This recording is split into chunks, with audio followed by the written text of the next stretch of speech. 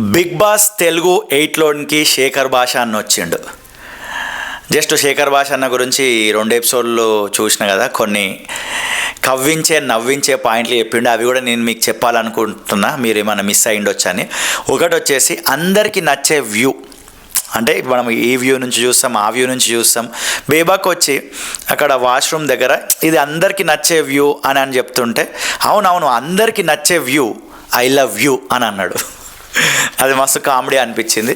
అది ఇంకొకటి ఆనియన్కి opposite word. Onion అంటే ఉల్లిగడ్డ ఇంగ్లీష్లో,